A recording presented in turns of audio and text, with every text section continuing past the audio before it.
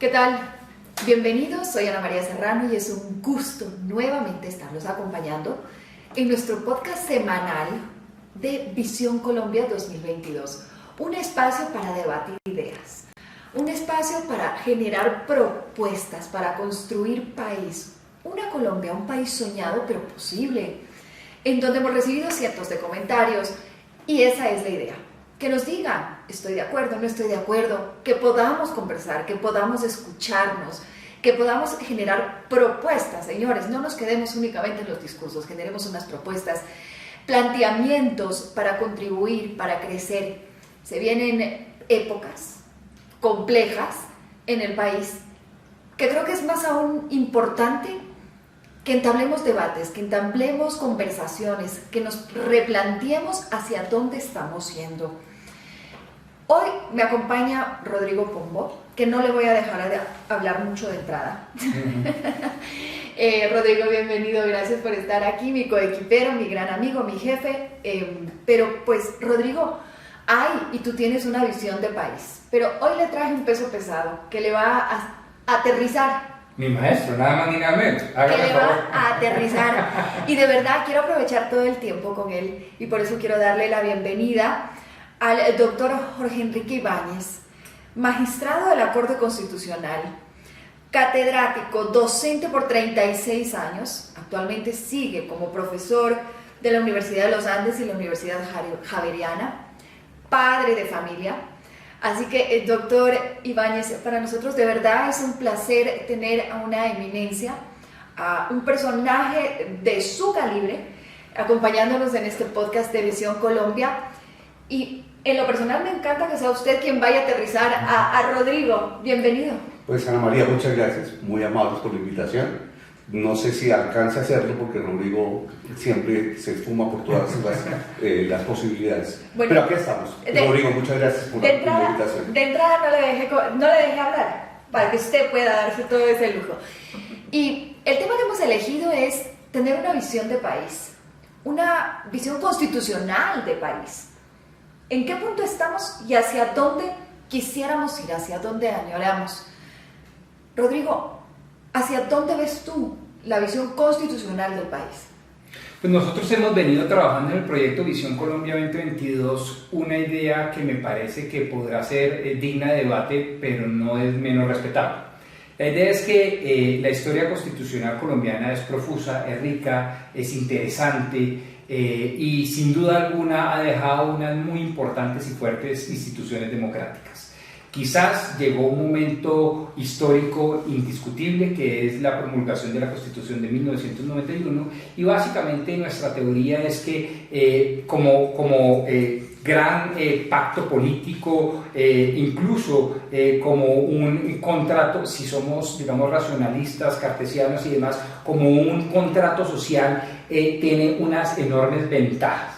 Pero desde el punto de vista ya de la ingeniería constitucional, desde el punto de vista de la mecánica propia de un Estado puesto al servicio de los intereses, de los anhelos, de los sueños, de los derechos de los ciudadanos y de sus habitantes, nos parece que acusa más que insuficiencias, que las tiene, más que problemas que los tiene, es un anacronismo que nos invita una y otra vez a pensar, porque es un derecho además que tenemos todos los ciudadanos, derecho a pensar, simple y llanamente a pensar una mejor forma de estructurar la vida del hombre en sociedad.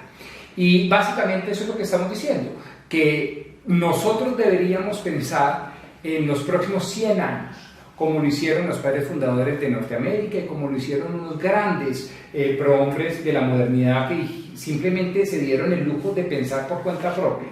Y creemos nosotros que cuando uno visualiza un país, alinea intereses.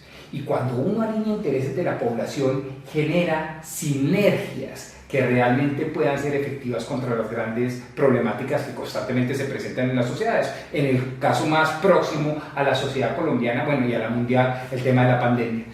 No hay forma de ser exitosos en la aplicación de políticas públicas, en la manera de generar riqueza e invertir, de redistribuir esa riqueza, etcétera, etcétera, si no se tiene una suerte de sociedad cohesionada en función de una visión de país. Por eso nos llamamos Visión Colombia 2022 y creemos ciegamente en eso. Disipo cualquier duda.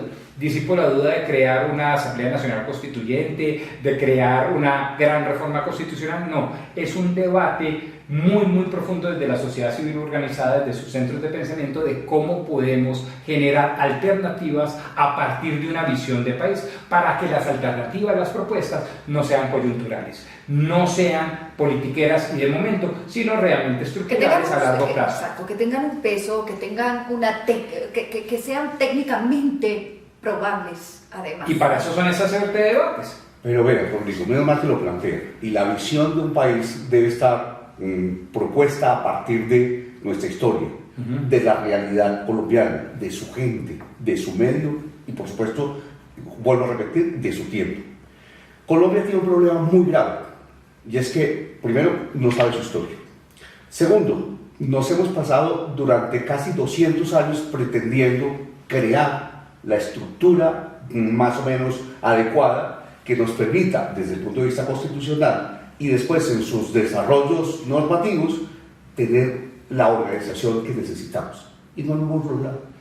Nos gastamos todo el siglo XIX sin ideas propias, porque no las teníamos, las copiamos, se las copiamos a los franceses, se los copiamos a los americanos, nos pusimos de acuerdo y tratamos de construir más o menos hace 200 años a propósito. Ayer estábamos celebrando los 200 años de la Constitución de la Villa de Rosario de Cúcuta. Van a perdonar, no era nuestra Constitución, no era nuestro país. Era un país que a su turno estaba incorporando la antigua Capitanía de Venezuela y el antiguo territorio de la Nueva Granada. Ni siquiera Ecuador se había independizado. Y cuando se independiza en 1933, le preguntan, ¿y la Gran Colombia? No, no estoy interesado. Y nadie estuvo interesado en estar ahí, porque ese no era nuestro Estado. Nuestro Estado empezó en 1832, cuando disuelta la Gran Colombia, cuando fallido ese Estado, que no dio ningún resultado, empezamos a construir cada cual, a partir de nuestras nacionalidades, nuestro propio Estado. En el caso nuestro, con el Estado de la Nueva Granada. Y no lo logramos entre 1832 y 1853. Total que nos cambiamos de forma de Estado, hacia el Estado confederal. Y empezamos a construir Estado por Estado, primero Panamá, después Antioquia, después Santander, etc. Y logramos confeccionar la Confederación Granadina. Y cuando lo hicimos en el 1858, no quedamos satisfechos con eso. Es más, eso generó una guerra de secesión en 1860. Muchos estados, especialmente los del sur, amenazaban con que o se independizaban o se adherían del Ecuador. Y eso nos obligó a cambiar el modelo de Estado. Y entonces nos fuimos a un Estado federal de 1863 a 1886. Y tampoco lo logramos. Y entonces simplemente dijimos, el modelo constitucional ha muerto, dijo Núñez un día, en 1885. Motivo por el cual empezamos a trabajar con un modelo de Estado distinto, que es la Constitución del 86, con unas ideas frescas, pero en plena guerra civil la Constitución nos quedó a un lado. Punto número uno. En esa época no teníamos ni siquiera conocimiento sobre qué era una Constitución. Sabíamos que había una Constitución y no sabíamos para qué servía una Constitución. En esa época le dábamos más prelación al Código Civil, tanto que un artículo de la Constitución, el 52 de la Constitución del 86, dijo, para que esto sirva hay que incorporarlo como título preliminar del Código Civil. Y luego dijo una ley, que fue la ley 153 del 87, si hay algún problema en la aplicación de esta Constitución y la ley, se prefiere la ley, porque no teníamos ni idea que era una Constitución, no sabíamos qué era el derecho constitucional. Solo después de la Guerra Civil, y especialmente de la última, de la Gran Guerra, de la Guerra de 2010, cuando este país quedó absolutamente triturado, afectado, con una inflación del 25.000%, y donde sin casi darnos cuenta se nos separó Panamá en 1903, y por supuesto quedamos totalmente diezmados. A partir de ese momento empezamos a pensar en llegar, o salir del siglo XIX y llegar al siglo XX, porque todo el mundo llegó al siglo XX. Y claro, tratamos de hacerlo en el quinquenio, que fue un fracaso, del 4 a 1909. La propia pesadez del gobierno generó su propia destrucción. Y eso obligó a hacer un gran acuerdo nacional, que fue el republicanismo y la Unión Republicana de 1910. Y por esa época logramos hacer un país con una visión hacia el siglo XX y logramos tener un país con una tranquilidad, con un remanso de paz, con una concordia y una prosperidad. Pero, la época de prosperidad perdón un segundo. No, claro. Y tan pronto como lo logramos en 1926, nos devolvimos al siglo XIX sin ideas de nada. Y nos metimos en la violencia política del 27 con el gran fracaso de Miguel Abadía Méndez hasta 1957 y todo lo que pasó. Y nos tocó hacer el primer modelo de justicia transicional, que fue el Frente Nacional, temporal, para ver si lográbamos recuperar la concordia, la paz y la tranquilidad. Y lo logramos, con ciertas dificultades. Y en el 76, cuando López dice hay que hacer una constituyente para un nuevo país, con el fin de poder lograr entrar al siglo XX, en 1976, convocamos la constituyente y la Corte Suprema de Justicia en un fallo el 5 de mayo dice, nada, usted no tiene derecho a hacer una constitución. Y nos tocó volver a empezar. Y entonces vaya y haga la reforma constitucional del Congreso, que es incipiente. Y tan pronto como la hicimos, que fue crear el Consejo Superior de la Judicatura, la Fiscalía General de la Nación, un modelo en la justicia, en la administración de justicia, trabajar con algunas cositas pequeñas en materia de ordenamiento territorial, a la Corte Suprema no le gustó. Y nos la tomó en un fallo del 3 de noviembre de 1981 y nos devolvió otra vez al siglo XIX. Y tratamos de hacerlo durante toda la década de los 80 y, por ejemplo, la guerra de la subversión, la guerra del narcotráfico, la guerra del crimen organizado, las demás guerras nos impidieron organizarnos. Hasta que finalmente terminó la década de los 90 y no lo pudimos lograr. Por eso, solo un movimiento de jóvenes, todavía podemos salvar a Colombia, que fue el que se organizó, entonces trató de implementar algo para resolver la situación. Pero con un esquema fallido. La séptima papeleta, con todo respeto, fue un proceso fallido, porque no supimos ni cuántas séptimas papeletas hubo. Ya después se logró recoger todo esto y se trabajó en una constitución, en una constituyente, se expide la constitución, pero aquí tenemos que ser conscientes, la constitución fue muy buena, tiene un pacto muy importante, pero ha tenido unos vacíos enormes en distintos temas. Por ejemplo, en el tema económico, y especialmente de cara al tema territorial. Fue un fracaso haber dicho lo que se dijo en la Constitución, haber mantenido el sistema de situado fiscal y apenas un incipiente esquema de participaciones. Tocó reformar la Constitución del 95, luego en el 2001 y hasta ahora la estamos adaptando con el Sistema General de Participaciones y a partir del año 2011 con el Sistema General de Regalías que acaba de tener un ajuste en el año 2019. Pero ahí estamos trabajando en eso. Todo el sistema de partidos, se abrió la democracia y nos convertimos en un sistema de partidos de garaje, microempresas familiares. Abrimos demasiado la democracia, acabamos con el bipartidismo perfecto, pero creamos el multipartidismo y por esa razón acabamos con la democracia. Entonces no hemos llegado a unos puntos claros que nos permitan tener las bases sólidas desde el punto de vista constitucional para ver cómo abordamos en pleno siglo XX, que ya se nos acabó, y ahora en el siglo XXI, y estamos atrasados porque ya vamos en el año 22 prácticamente, qué es lo que vamos a hacer con el sistema de partidos, con el sistema electoral, con el sistema de mecanismos de participación ciudadana. No lo sabemos. ¿Qué vamos a hacer con las finanzas públicas del orden nacional, del orden territorial? No lo sabemos. Tenemos que construir a partir de ahí unas bases sólidas que nos permitan trabajar. Pero todo el mundo está trabajando del 15 al 30, los objetivos del desarrollo sostenible, se nos van a acabar y nosotros todavía no seguimos entrando siquiera al siglo XXI. Ahí es donde tenemos que construir un Pero yo lo escucho y no tenemos un norte. Estamos no sin tenemos norte. Y con lo que le escucho en la historia, lo único que hemos hecho mayormente es retroceder. Así es. Pero fíjense, con la perspectiva histórica y con la claridad que lo caracteriza, me valida o nos valida, porque no es un proyecto mío, pues, ustedes saben que hay varios centros de pensamiento y todo, pero valida la necesidad de nunca dejar pendiente la tarea de pensar a largo plazo y en colectivo. Realmente el cuento del bien común o del interés general no es un cuento académico, ni mucho menos un eslogan de una campaña política. Es la necesidad vibrante, cotidiana, diaria, de una gente que está demandando una mejor calidad de vida. y la estructura genera comportamiento. Y toda la perspectiva histórica que nos enseñan o nos recuerda el maestro Ibáñez, yo ya le he oído el cuento durante años y lo comparto 500%, es la estructura genera comportamiento.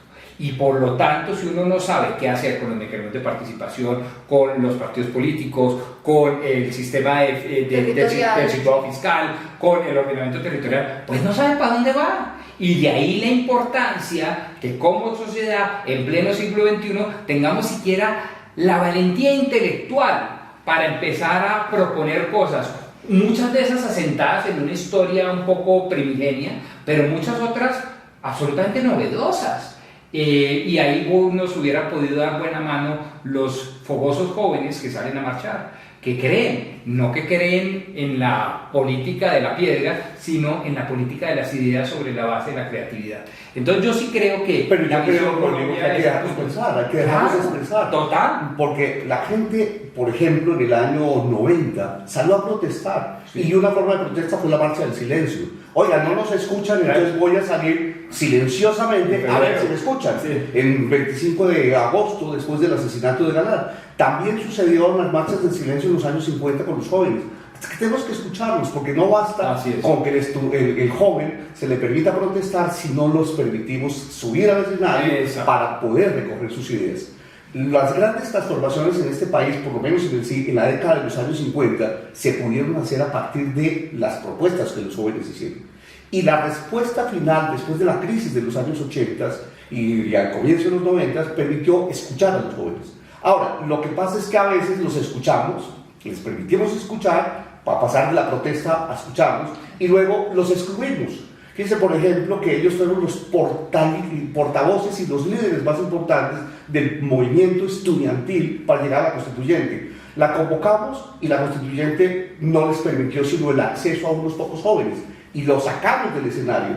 Ahora hay que dejarlos que suban al escenario y que puedan expresarse, puedan tener sus manifestaciones, que a su turno se traduzcan en las ideas que deben ser las que puedan regir para unas nuevas generaciones. Miren, además hay unos problemas nuevos. Estamos frente al cambio climático que requiere unas respuestas totalmente diferentes frente a lo que sucedió en el siglo XIX y obviamente en el siglo XX. Tenemos unas nuevas tecnologías de la información y las comunicaciones que nos obligan a repensar la forma como tenemos que interactuar entre los distintos miembros de la sociedad. Tenemos una actividad económica fundada o hecha a partir de los recursos fósiles que se nos van a acabar. Nosotros ya dejaremos de extraer petróleo y algún día vamos a tener que importar petróleo. Tenemos carbón, pero eso es un problema muy grave y tenemos una población muy alta. Por ejemplo, hoy tenemos 50 millones de colombianos, más aproximadamente 2 o 3 millones de migrantes que están en nuestro territorio, sin perjuicio de 9 millones de colombianos que están en el exterior, que también tuvieron que salir a buscar otras alternativas o huir, entre otras cosas, del conflicto. Entonces tenemos casi 60 millones de colombianos entre los que viven en Colombia y los que viven en el exterior. ¿Qué respuestas les damos? Porque además no hay recursos suficientes para atender a sus necesidades. El tema gordo está ahí. Y ahora tenemos mucha gente, claro, que piensa, pero piensa sin dirección. Creo que estamos atravesando por otro problema y es una crisis generacional de directores, de liderazgos. Y ahí tenemos un problema grave. Tenemos varios protagonistas, muchas necesidades, y les planteo una pregunta. Entonces, ¿cuáles son los canales o cuáles son esos espacios donde tenemos que construir esa visión de país, donde tenemos que sentarnos a debatir, donde tenemos que sentarnos a sentirnos escuchados? Debería ser el Congreso de la República, las altas cortes, armar un consejo superior como el que plantea Visión Colombia. ¿Cuál es el canal? ¿Cuál es el espacio para que todos esos protagonistas, como usted bien decía, los jóvenes son los que abren el espacio, dejan la inquietud y después les retiramos? ¿Y en dónde? ¿En dónde los aglutinamos? ¿Cuáles son? Hay distintos escenarios. El primero de ellos, por ejemplo, para los jóvenes son los consejos juveniles, que ahora se van a elegir en las próximas elecciones del 5 de diciembre. Ese es un espacio muy importante de participación. Segundo, los jóvenes deben tener mayor acceso a los consejos municipales, que son los cabildos municipales, para poder resolver y ayudar a resolver sus propios problemas en la localidad. Bajo su coyuntura, claro, bajo su historia. Claro, yo fui concejal a los 18 años. Yo fui el concejal más joven que tuve el país y un capitán de departamento. Y tuve la posibilidad de estar y sentarme tomando decisiones para mi ciudad, que era Tunja. Y por supuesto, eso es lo que deben tener, porque uno no puede llegar directamente al Congreso sin haber hecho la carrera política de llegar al Consejo, pasar a la Asamblea, etc. Uno no puede correr sin aprender a gatear. Uno no puede llegar a la Corte Constitucional sin haber sido juez, sin haber tenido una trayectoria completa, porque aquí, y a las altas cortes en general, y a su turno, unos espacios que hemos perdido, que son las universidades. Pero lo voy a decir con toda la seriedad. Sí.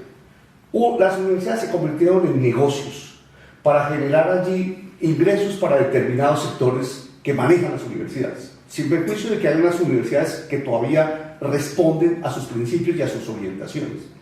Pero dejaron de ser negocios, y en la universidad es donde se produce la ciencia, es donde se produce el debate, es donde se produce la opinión, con la formación de un capital intelectual y un talento humano que requiere una sociedad. Si nosotros no reconstruimos la universidad, que debe dejar de ser una universidad instrumento de adoctrinamiento de un partido, de un movimiento, claro, de alguna cosa. Justo le iba a decir eso, ahí, se han visto permeadas por la política, claro, totalmente, por influencias políticas, y se perdió el objetivo trascendental. Entonces, ese no llega a ser el espacio adecuado, no puede ser el espacio ideal como lo tenemos planteado. Pero perdóname, pero tenemos que rescatar la universidad. Yo sumándome y cabalgando sobre las palabras de mi maestro, quisiera decir, digamos, dos cosas adicionales que, digamos, se alinean mucho a la visión de país. Me parece que el concepto de hablar de democracia 5.0 es importante, cobra relevancia. ¿Por qué? Porque con las nuevas tecnologías hay unas enormes oportunidades de participación en una democracia que clama a gritos ser cada vez más directa que representativa. Y esos espacios con las carpinterías y obviamente los seguros que amerite la tecnología y el uso y abuso de la tecnología, pero lo cierto es que la inteligencia artificial, la participación a través de la tecnología debería, digamos, servir de una especie de canal que desfogue, que tranquilice, que genere ponderación, porque todo el mundo se siente partícipe en la toma de decisiones. Y cuando digo todo el mundo, es todo el mundo, y no estoy solo hablando de los jóvenes. Seguramente los jóvenes, por cuestiones generacionales, podrán tener más acceso y mayor agilidad en la administración de estos recursos, pero todo el mundo es todo el mundo. Estoy hablando de los raizales, estoy hablando del campesinado, estoy hablando de la gente que vive más apartado de los centros urbanos y demás. Eso creo que es una cosa inexplorada en el derecho constitucional colombiano. Creo que no se le ha dado la estructura y la importancia suficiente para poder validar con todos los criterios de validez jurídica ese tipo de participaciones muy baratas, digamos, poco costosas y muy incluyentes. Y segundo, me parece que la sociedad civil organizada debe tener un protagonismo superior. Nosotros hablamos de las comunidades intermedias, creemos en ellas precisamente como antídoto ante las propuestas populistas, caudillistas y apocalípticas, y creemos que la sociedad debe organizarse en función sobre todo de las universidades, pero también la religión, las iglesias, pero también los sindicatos, pero también los gremios, las familias, todos los tanques de pensamiento. Nosotros somos un buen ejemplo de ello, etcétera, porque todo esto sirve como buen amortiguador de las pasiones humanas. Es decir, es una apuesta en común no estatista, y eso creo yo puede generar unas riendas de comunicación mucho más efectivas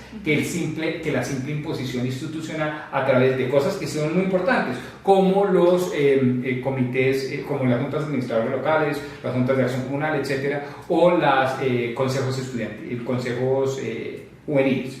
Pero creo yo que en esos dos espacios, repito, la sociedad civil organizada, las sociedades intermedias y la democracia 5.0, a través de una participación con un componente tecnológico inesquivable, genera una democracia de cara al siglo XXI muchísimo más incluyente. Pero hay un tema que quiero plantear, y es el siguiente. Nosotros estamos concentrando la población apenas en 82 ciudades. El 70% de la población. Antiguamente era el 55% y ya estamos en el 70%. Y estamos despoblando las ciudades pequeñas o los municipios pequeños y curiosamente despoblando el campo. Hoy tenemos una población rural en Colombia apenas del 14%, estamos despoblando el campo y estamos despoblando las ciudades pequeñas, los municipios pequeños, y el Estado poco a poco se va concentrando y urbanizando, dejando espacios vacíos en el resto del territorio, de manera tal que nosotros estamos descuidando el territorio sin hacer presencia estatal. Claro, cuando hay nada. Exactamente. No hay Estado formalmente en una vasta extensión del territorio. Y nosotros nos hemos dejado arrinconar, concentrar hoy en 82 ciudades. Por fortuna, que son las que tienen más de 50.000 habitantes. 82. O sea que hay más de 1.100 municipios que no tienen más de casi 100 municipios o 1.020 municipios que no tienen una respuesta institucional. Hay departamentos, 32, de los cuales, voy a ponerle unos ejemplos, 3 departamentos muy grandes como Cundinamarca, Boyacá y Antioquia no pueden más para poder administrar correctamente a sus 128, 123, 118 y 121 municipios. Hay departamentos pequeños como el Quindío que tienen 13 municipios y son perfectamente administrados. O Atlántico, con 21 municipios y son más o menos bien administrados. ¿Qué nos da esa realidad? Que tenemos que construir más departamentos con municipios pequeños, o sea, unos departamentos que administren aproximadamente 20 municipios, y toca construir más agenda departamental. Llevamos 30 años desde de la Constitución y no hemos expedido una ley de departamentos, y no sabemos qué hacer con los departamentos. Y llaman a gritos la necesidad de crear más departamentos. Algunos dirán, pero es que es mucho más burocracia. No, porque podemos tener unas clasificaciones de departamentos distintos, unas categorías. Las asignaturas que nosotros proponemos. Claro. Francia, ¿cuántos municipios tiene? 40.000, más de 48.000 municipios, porque necesitan unos municipios que acerquen a la comunidad para que la comunidad tenga una administración que atienda a sus necesidades. El caso francés, exactamente. Nosotros aquí tenemos unas grandes extensiones de municipios con unas grandes necesidades básicas insatisfechas y no tenemos organización estatal para atender a esas necesidades de la comunidad. Necesitamos construir más municipios, no necesariamente con burocracia. Y en ese sentido nos toca hacer un nuevo modelo de organización político-administrativa para un Estado si queremos que este sea viable de cara al año 2100, pensando en el 2100 o en el 2022. Proyectando. Así es. Construyendo. Pero, y le pregunto, usted habla de estos municipios, ¿no es cierto?, con una administración, y dice, y no necesariamente la que tenemos en este momento, podemos cambiarla. ¿Cuál puede ser esa? Para ver si se ajusta un poco a la que nosotros venimos planteando, ahora dirá Rodrigo. Por ejemplo, no necesariamente cada municipio tiene que tener un consejo municipal con honorarios comunes y corrientes, con una alcaldía, con unas secretarías, con las entidades descentralizadas funcionalmente por servicios, con contralorías, con personerías. Basta con que tengamos un modelo sencillo de administración para garantizar lo que todo el mundo quiere, gobernanza, más los recursos necesarios para tal fin. Y en ese sentido, hay que pensar en una autonomía fiscal, pero teniendo en cuenta las carencias de los muchos municipios, fortaleciendo el sistema general de distribución de recursos, que es el sistema general de participaciones. Eso tenemos que ir gradualmente desmontándolo en la medida en que asumamos mayor autonomía fiscal. Pero no podemos dar esa autonomía fiscal a los municipios que no tienen capacidad para generar sus propias rentas en cada una de las comunidades, porque vamos a reventar a la población imponiéndole más cargas impositivas en una parte, cuando hay otros municipios grandes que los tienen y que tienen que participar en la redistribución de la riqueza. Por esa razón, entonces, nos toca construir unos modelos de organización sencillos en los municipios, con territorios pequeños, agrupados a través de poblaciones pequeñas, con unas administraciones, otra vez, también sencillas. Un alcalde municipal, que entre otras cosas no necesariamente tiene que ser remunerado, puede ser, o con una remuneración mínima, puede dedicarse a otra serie de actividades. En Colombia lo puede hacer. Unos concejales ad honorem, sin ningún problema. Antiguamente lo eran. Así es. Y así cumplíamos las funciones de los distintos consejos, y los diputados solamente se les paga por las sesiones a las que concurran. Igual los congresistas debían pagarles por las sesiones a las que concurran y el tiempo que sea necesario para que concurran. No pues necesitamos cuando había intereses colectivos generales, hay que recuperar el interés general, el interés común, el interés social. Todos esos que llamamos conceptos jurídicos indeterminados o políticos indeterminados hay que concretarlos. Pero las organizaciones pequeñas son las que nos permitirán construir un gran país, un gran Estado. Sin ellos no podemos hacerlo. En su época fueron los cabildos municipales los que nos ayudaron. En su época, por ejemplo, un Estado se construía, los nuestros, en el siglo XIX, los construimos a partir de Estados nacionales, en provincias, luego cantones y parroquias. A su turno tenemos que fortalecer hoy en día el municipio, la provincia, para aglutinar a los distintos municipios que deban con nosotros. Los esquemas asociativos entre municipios y entre departamentos. Esos modelos de organización territorial, es que nosotros no le hemos dado respuesta a eso. Hemos pensado que las grandes reformas son las del Congreso, las de la cúpula de la rama judicial, y se nos olvida que las grandes reformas a la administración de justicia son las básicas. Hay que llegar, hay que administrar y ponerle gerencia pública a un juzgado, y a un juzgado de circuito, lo mismo que a un juzgado municipal, y a un tribunal. Hay que fortalecer más los tribunales, por ejemplo. Entonces la respuesta está abajo. Y lo mismo que la respuesta está abajo, allá en el municipio, la organización, no arriba. Es volver a lo básico, es volver a las bases que son justamente las que van a sostener todo este imperio. Pero fíjate, además, el llamado de atención que hace el maestro Ibáñez a las bases territoriales. Es decir, la visión, y usted me corrige aquí públicamente, maestro, pero básicamente la visión que nosotros también hemos venido administrando es la de construir de abajo hacia arriba sobre el ordenamiento territorial, entendido como el elemento esencial del Estado, como uno de los tres elementos esenciales. Razón por la cual creemos, por ejemplo, uno, en las asimetrías competenciales que generan unas estructuras municipales o más bien de entidades territoriales distintas. No puede ser la misma estructura administrativa de funcionamiento, la de Bogotá con 9 millones de habitantes, que ni siquiera la de Medellín y muchísimo menos la de San José de Uribé. En eso estamos de acuerdo. Para eso están precisamente planteadas las asimetrías competenciales en nuestra visión de país, en donde evidentemente el gasto de la burocracia no se ha reflejado a través de la creación de entidades territoriales, que es digamos, un imperativo histórico de la administración territorial. Y segundo, nosotros, y ahí podríamos de pronto un poco diferir, o de pronto yo pondría en otro podcast, porque seguramente ya no nos alcanza el tiempo, pero sí creo ciegamente en que para lograr eso que llaman los políticos de cabecera, la mayoría de edad de las entes territoriales se les debe entregar una soberanía fiscal. Lo que no desmiente la posibilidad de la colaboración del centro de la periferia, lo que no desdice, por ejemplo, de llegar a construir lo que nosotros también proponemos, que se llama el agente especial territorial, es decir, a través de convenios interadministrativos, fortalecer la función administrativa, sobre todo de aquellos municipios que, como miles en Colombia, no tienen la capacidad ni financiera ni administrativa para gobernarse lo suficientemente bien y cumplir con los servicios públicos esenciales que desde la estructura del país le estamos entregando a cada uno de ellos. Entonces sí creemos en la soberanía fiscal, porque entre otras cosas creemos que con la competencia fiscal entre los distintos entes territoriales la presión no es al alza sino a la baja de los impuestos, o por lo menos puede haber más proliferación de impuestos pero con tasas más bajas, lo cual genera equidades tributarias regionales.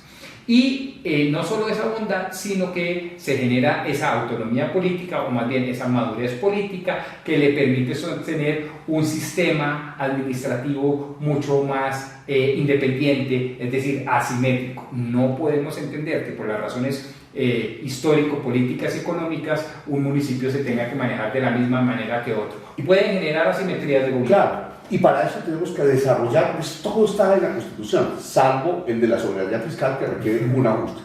Pero lo demás, todo está en la Constitución. Sí. Porque la Constitución nos permite trabajar con categorías de departamentos, nos permite trabajar con categorías de municipios, etc. Pero no hemos sido capaces durante 30 años de expedir una ley de verdad de ordenamiento territorial, o una ley de departamentos, una ley de municipios, una ley de distritos. Y hacia allá me va mi pregunta. Hay planteamientos, hay visiones, yo les escucho a ustedes y sí, están proyectando y viendo de aquí a 100 años. ¿Qué falta en el país? ¿Una voluntad política? ¿Dónde estamos fallando para que no podamos avanzar con esa proyección? Nos falta tener expertos que se sienten a redactar los distintos proyectos de normas que deben ser adoptados por el Congreso, por el gobierno y por cada una de las entidades territoriales. expertos que piensen en eso. Mire, en el Congreso necesitamos que la gente vote. Perdóneme, maestro, le complemento la frase, porque estoy de acuerdo. Y políticos que piensen en grande. Y políticos porque si no tenemos la locomotora de la legitimidad política, los expertos van a quedar, y usted que es una autoridad de eso, porque ha redactado de unas cuantas normas. Sí, se queda como ahí libro y necesitamos una visión política que conmueva a los corazones de las élites políticas. De acuerdo, pero necesitamos unir a los expertos. Porque sin expertos no podemos entonces sentarnos a confeccionar unas propuestas, uno, normativos, dos, propuestas de política pública para desarrollar el tema, porque de lo contrario, con solo respuestas normativas hacemos fetichismo jurídico y las respuestas no son solamente de normas, hay que concebir unas políticas públicas que podamos hacerlo ejecutar. Y por supuesto, la voluntad política por poder adoptar esas reglas y adicionalmente. Pero es que le digo esto. Nosotros no hemos sido capaces de escribir una ley orgánica de ordenamiento territorial, ni siquiera sabemos qué es una ley orgánica de ordenamiento territorial.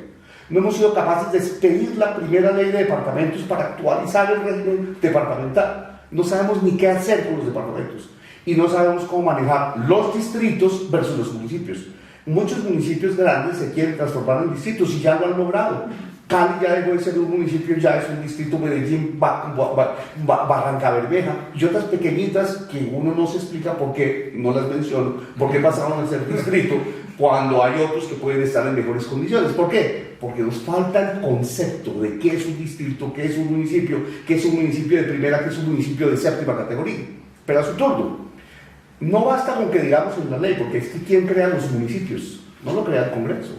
Los congresos los crean las asambleas departamentales y los crean de acuerdo con las condiciones del territorio. Apenas la ley fija las bases y las condiciones para ello, pero la decisión política de crear, suprimir o fusionar le corresponde al departamento.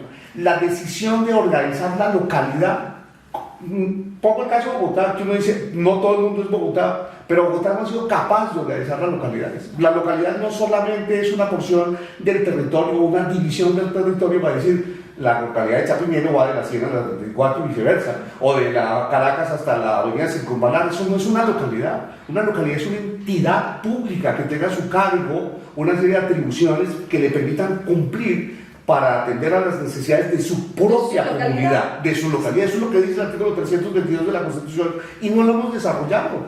En ese sentido, por eso es que nos toca unir los conceptos de los expertos del orden nacional, del orden departamental, del orden distrital y poder poner a funcionar de verdad una organización que nos permita desde los vehículos institucionales atender a las necesidades de la comunidad.